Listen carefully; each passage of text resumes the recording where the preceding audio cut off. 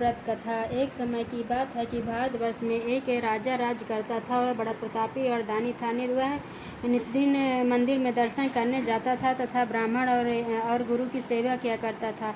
उसके दरबार से कोई भी निराश होकर नहीं लौटता था। वह प्रत्येक गुरुवार को व्रत रखता एवं पूजन करता था। हर एक दिन गरीबों की सहायता करता था, परंतु यह बात उसकी रानी को अच्छी नहीं लगती थी। वह न व्रत करती और न किसी को एक दमड़ी पैसा तक दान में देती थी तथा राजा से भी ऐसा करने को मना किया करती थी। एक समय की बात है कि राजा तो शिकार खेलने बनकर गए हुए थे, तो रानी और दासी उस समय गुरु बृहस्पतिवार एक साधु का रूप धारण कर राजा के दरवाजे पर भिक्षा मांगने के लिए गए।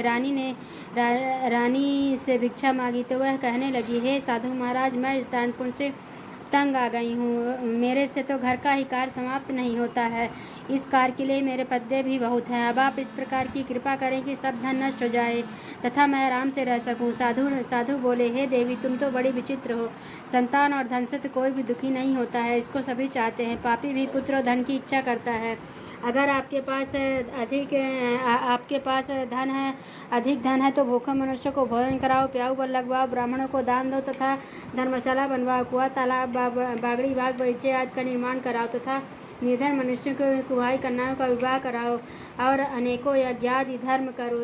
इस प्रकार के कर्मों से आपका कुल और आपका नाम परलोक में सार्थक हो जाएगा एवं स्वर्ग की प्राप्ति होगी। मगर वह रानी इन बातों से खुश न हुई और बोली, हे साधु महाराज, मुझे ऐसे धन की आवश्यकता नहीं है जिसको और मनुष्यों को दान दूं तथा जिसको रखने संभालने में मेरा सारा समय बर्बाद हो जाए। साधु ने कहा, हे देवी, तुम्हारी ऐसी इच्छा है तो ऐसा ही होगा। मैं तुम्हें बताता हूँ, ऐसा ही करना। बृहस्पतिवार के दिन घर गोबर से लीपना, अपने केसों को धोना, केसों को धोते समय स्नान करना, राजा से कहना कि हजामत करवाए, भोजन में मांस, मदिरा, कपड़ा, धोबी के हाथ धुलने डालना। इस प्रकार 7 बृहस्पतिवार करने से सब धन नष्ट हो जाएगा।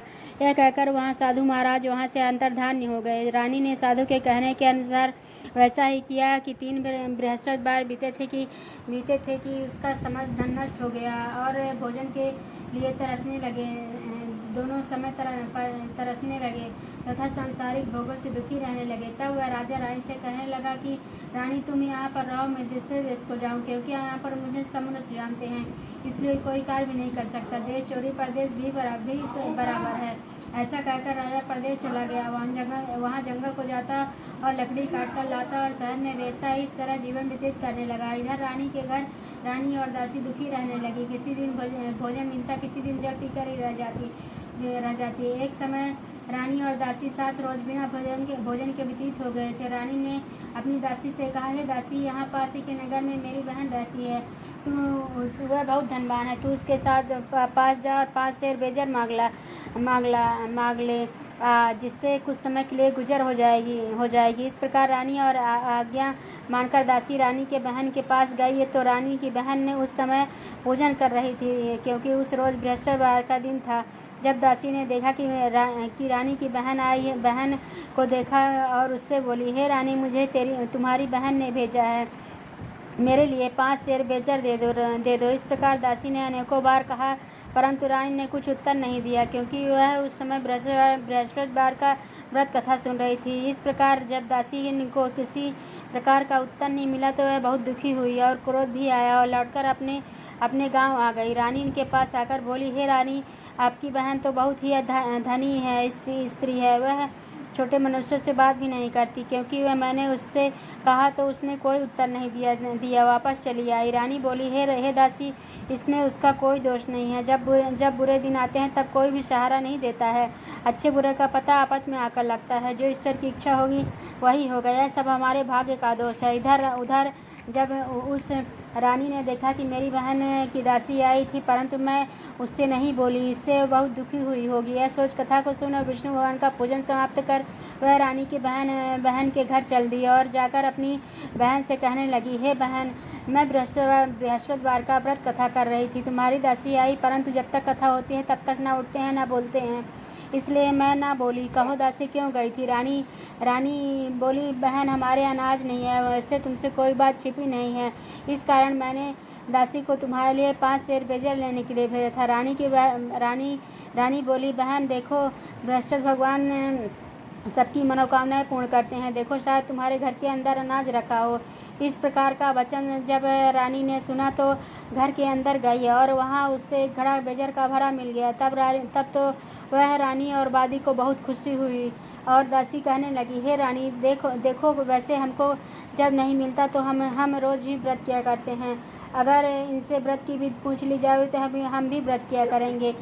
तब उस रानी ने अपनी बहन से पूछा कि हे बहन, बृहस्पतिवार के व्रत में चने की दाल, मुनक्का से विष्णु भगवान की केले की जड़ का पूजन करें, दीपक जलावें, पीला भोजन करें तथा कहानी सुने। इस प्रकार करने से गुरु भगवान प्रसन्न होते हैं, अन्न पुत्र धन देते हैं, मनोकामनाएं पूर्ण करते हैं। इस प्रकार रानी और दासी दोनों ने निश्चय किया कि बृहस्पति भगवान का पूजन जरूर करेंगे। 7 रोज बाद जब बृहस्पतिवार आया तो उन्होंने व्रत रखा। गुड़साल में जाकर चना गुड़ आज बिन लाई, उसकी दाल से केले की जड़ का तथा विष्णु भगवान का पूजन किया। अब भोजन पेला कहाँ से आवे? बेचारी बहुत दुखी हुई, परंतु उन्होंने व्रत किया था। इस कारण गुरु भगवान प्रसन्न थे। 2 थालों में सुंदर पीला भोजन लेकर आए और दासी को देखकर कहने लगे, हे दासी, यह तुम्हारे और रानी के लिए भोजन है, तुम दोनों साथ साथ ही भोजन करना। भोजन पाकर बड़ी प्रसन्न हुई और दासी और रानी से बोली, चलो रानी जी, भोजन कर लो। रानी को इस विषय में कुछ पता नहीं था, इसलिए वह दासी से बोली, तुम ही भोजन कर ले, क्योंकि तू हमारी व्यर्थ में हंसी उड़ाती है। दासी बोली, एक महात्मा भोजन दे गया है। रानी कहने लगी, वह भोजन तेरे लिए ही दे गया है, तू ही भोजन कर। दासी ने कहा, वह महात्मा हम दोनों के लिए 2 थालों में सुंदर पीला भोजन देकर गया है, इसलिए हम और तुम दोनों साथ साथ ही भोजन करेंगे। इस प्रकार रानी और दासी वादी दोनों ने गुरु भगवान को नमस्कार कर भोजन प्रारंभ किया तथा वह प्रत्येक बृहस्पतिवार को गुरु भगवान का व्रत और विष्णु भगवान का पूजन करने लगी। बृहस्पति भगवान की कृपा से रानी और दासी के पास धन हो गया। रानी फिर उसी प्रकार आलस्य करने लगी। तब दासी बोली, देखो रानी, तुम पहले भी इस प्रकार आलस्य करती थी, तुम्हें धन रखने में कष्ट होता था, इस कारण सभी धन नष्ट हो गया। अब गुरु भगवान की कृपा से धन मिला है तो फिर तुम्हें आलस्य होता है। बड़ी मुसीबतों के बाद हमने धन पाया है, इसलिए हमें दान पुण्य करना चाहिए तथा भूखे मनुष्यों को भोजन कराओ, पियाओ, लगवाओ, ब्राह्मणों को दान दो, कुआं, तालाब, बावड़ी आदि का निर्माण कराओ, मंदिर पाठशाला बनवाओ, दान दो, कुंवारी कन्याओं का विवाह कराओ, धन को शुभ कर्मों में खर्च करो, जिससे तुम्हारे कुल का यश बढ़े तथा स्वर्ग की प्राप्ति हो और पितर प्रसन्न होवे। तब रानी ने इसी प्रकार कर्म करने प्रारंभ किए तो काफी यश फैलने लगा। एक दिन रानी और दासी विचार करने लगी, ना जाने राजा किस प्रकार होंगे, उनकी कोई खबर नहीं है। गुरु भगवान से उन्होंने प्रार्थना की और भगवान ने रात में राजा को स्वप्न में कहा, हे राजा, उठ, तेरी रानी तुझको याद करती है, अपने देश को चल जा। राजा प्रातःकाल उठा और विचार करने लगा। स्त्री जाति खाने और पहनने की संगनी होती है, साथी होती है, पर भगवान की आज्ञा मानकर वह अपने नगर को चलने को तैयार हुआ। उससे पूर्व जब राजा परदेश में चला गया तो परदेश में दुखी रहने लगा। प्रतिदिन जंगल में से लकड़ी बीनकर लाता और शहर में बेचता दुखी जीवन बड़ी कठिनता से व्यतीत करता था। एक दिन राजा दुखी हो अपनी पुरानी बातों को याद करके जंगल में रोने लगा। तभी उस जंगल में बृहस्पति एक साधु का रूप धारण कर आए और राजा के पास आकर बोले, हे लकाड़े, इस सुनसान जंगल में किस चिंतामग्न बैठे हो, मुझको बतलाओ। यह सुन राजा के नेत्र में जल भरा और साधु को वंदना करके बोले, हे प्रभु, सब कुछ जानने वाले हो। इतना कहकर साधु को अपनी संपूर्ण कहानी बतला दी। महात्मा दयालु होते हैं। वे राजा से बोला, हे राजा, तुम्हारी स्त्री ने बृहस्पति देव का अपराध किया था, जिस कारण तुम्हारी यह दशा हुई है। अब तुम किसी प्रकार की चिंता मत करो, भगवान तुम्हें पहले से अधिक धन देगा। देखो, तुम्हारी स्त्री ने बृहस्पतिवार का व्रत प्रारंभ कर दिया है और तुम मेरा कहना मानकर बृहस्पतिवार को व्रत करके चने की दाल गुड़ जल के लोटे में डालकर केले का पूजन करो, फिर कथा कहो और सुनो, भगवान तुम्हारी सब मनोकामनाएं पूर्ण करेगा। साधु को प्रसन्न देखकर राजा बोला, हे प्रभु, मुझे लकड़ी बेचकर इतना पैसा नहीं मिलता जिससे भोजन करने के उपरांत कुछ बचा सकूं। मैंने रात में अपनी रानी को व्याकुल देखा है, मेरे पास कुछ भी नहीं है जिससे उसकी खबर मांग सकूं, और फिर कौन सी कहानी कहूँ यह मुझे कुछ भी मालूम नहीं है। साधु ने कहा, हे राजा, तुम किसी बात की चिंता मत करो। बृहस्पतिवार के दिन तुम रोजाना की तरह लकड़ियाँ लेकर शहर को जाओ। तुमको रोज से दुगना धन प्राप्त होगा, जिससे तुम भली भांति भोजन कर लोगे तथा बृहस्पतिदेव का पूजा का सामान भी आ जाएगा। बृहस्पतिवार की कहानी निम्न प्रकार से है। प्राचीन काल में एक ब्राह्मण रहता था। वह बहुत निर्धन था, उसके कोई संतान नहीं थी। स्त्री मलिनता के साथ रहती, स्नान न करती, किसी देवता का पूजन न करती। प्रातःकाल उठते ही सर्वप्रथम भोजन करती थी, बाद में अन्य कार्य करती थी। इससे ब्राह्मण देवता बड़े दुखी थे। बेचारे बहुत कुछ करते किंतु इसका कुछ परिणाम न निकलता। भगवान की कृपा से ब्राह्मण की स्त्री के कन्या रूपी रथ पैदा हुई। कन्या अपने पिता के घर में बड़ी होने लगी। वह बालिका प्रातःकाल स्नान करके विष्णु भगवान का जाप करने लगी, बृहस्पतिवार का व्रत करने लगी। अपने पूजन पाठ को समाप्त करके स्कूल जाती तो अपने मुट्ठी में जौ भर के ले जाती और पाठशाला के मार्ग में डालती जाती। तब वह जड़ स्वर्ण के हो जाते। लौटते समय बिनकर घर को ले आती थी। एक दिन वह बालिका सूप में उन सोने को फटक कर साफ कर रही थी। उसकी माँ ने देख लिया और कहा, बेटी, सोने के जौ को फटकने के लिए सोने का सूप होना चाहिए। दूसरे दिन गुरुवार था। इस कन्या ने व्रत रखा और बृहस्पतिदेव से प्रार्थना करके कहा, हे प्रभु, मैंने आपकी सच्चे मन से पूजा की हो तो मेरे लिए सोने का सूप दे दो। बृहस्पतिदेव ने उसकी प्रार्थना स्वीकार कर ली। रोजाना की तरह वह कन्या जौ फैलाती हुई जाने लगी। जब लौटकर जौ बीन रही थी तो बृहस्पतिदेव की कृपा से सोने का सूप मिला। उसे घर को ले आया, उसमें से जौ साफ करने लगी, परंतु उसकी माँ का वही ढंग रहा। एक दिन की बात है कि वह कन्या सोने के सूप में जब फटक कर साफ कर रही थी, उस समय उस शहर का राजपुत्र वहां से होकर निकला। इस कन्या के रूपाकार को देखकर मोहित हो गया तथा अपने घर आकर भोजन तथा जल त्याग कर उदास होकर लेट गया। राजा को जब इस बात का पता लगा तो मंत्री अपने प्रधानमंत्रियों के साथ अपने पुत्र के पास गए और बोले, हे बेटा, तुम्हें किस बात का कष्ट है? किसी ने अपमान किया हो अथवा और कारण हो सो कहो, मैं वही कार्य करूँगा जिससे तुम्हारी प्रसन्नता हो।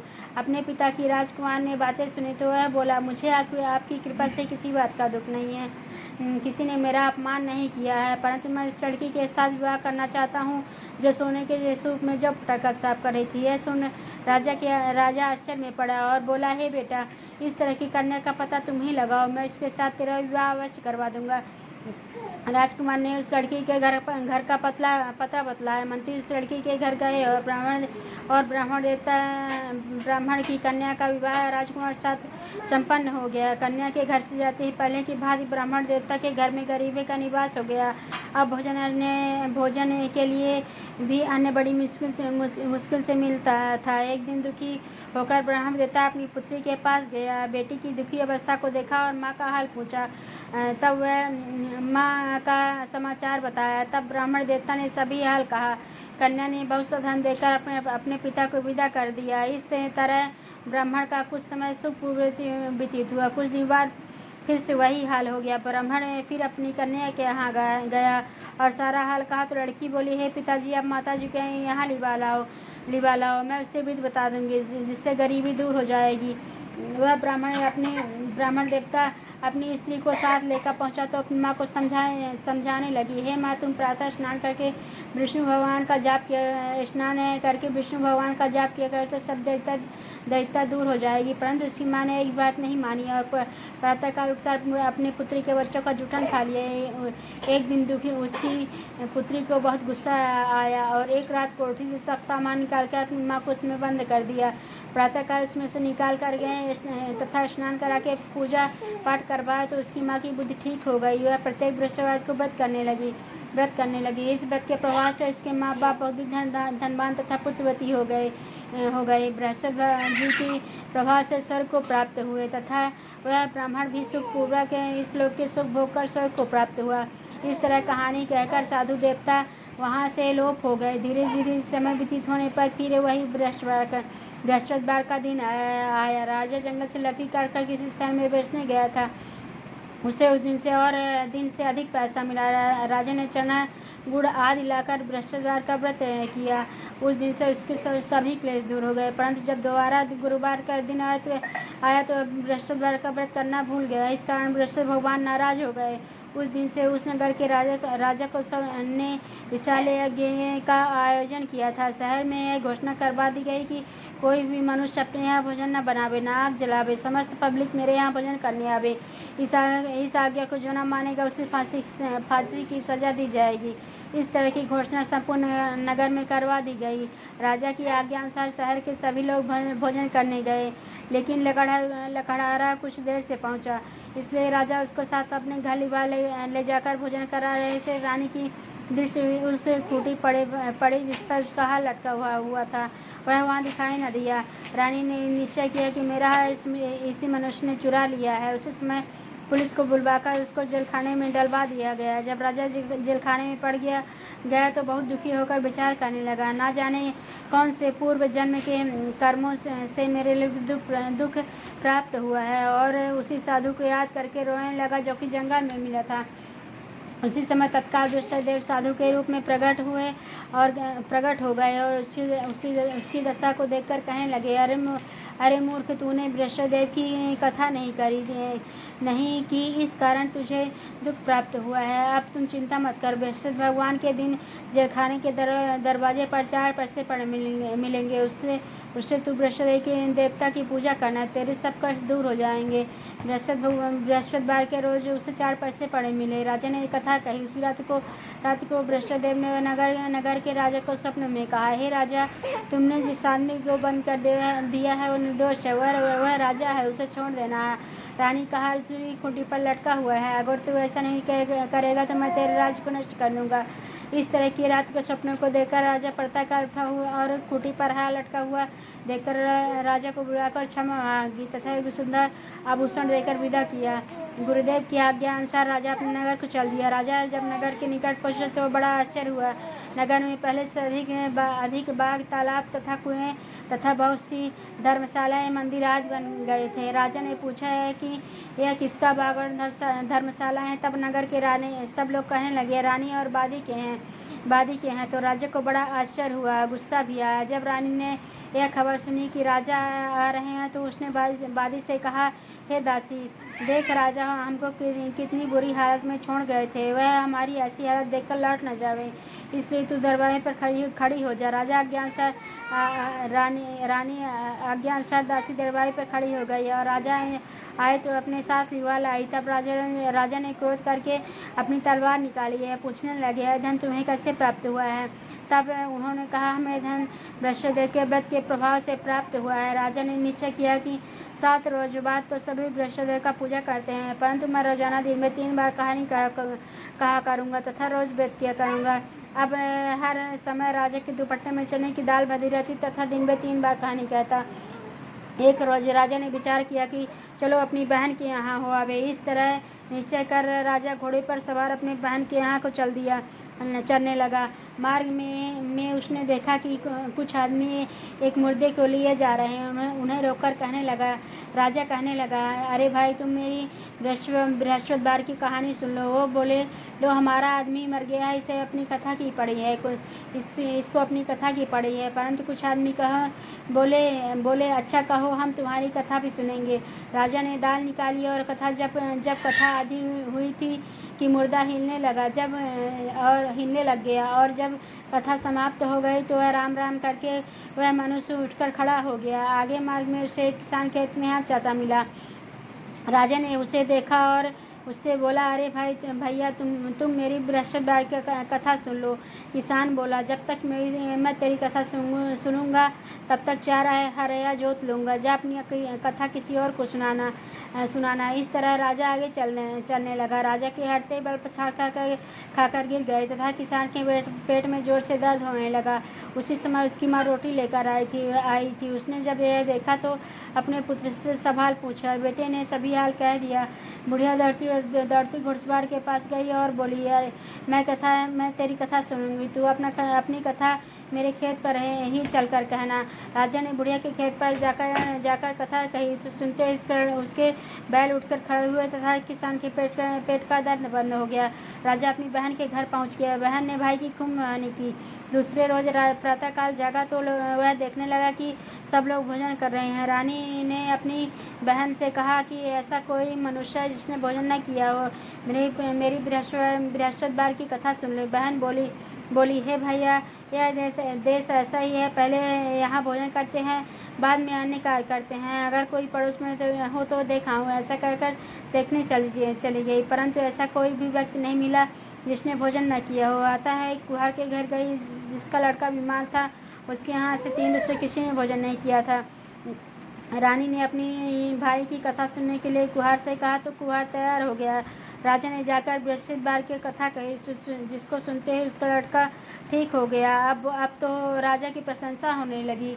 एक दिन राजा ने अपनी बहन से कहा कि हे बहन, हम अपने घर को जाएंगे, तुम भी तैयार हो जाओ।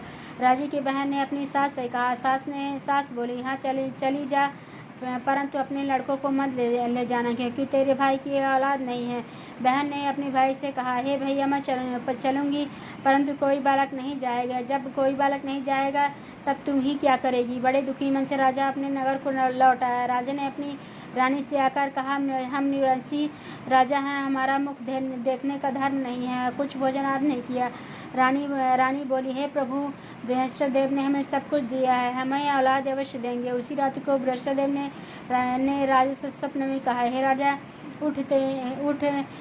उठ, सभी सोच को त्याग दे, तेरी रानी गर्भ से है। राजा को यह बात सुनकर बड़ी खुशी हुई और 9वें महीने में उसके गर्भ से सुंदर पुत्र पैदा हुआ।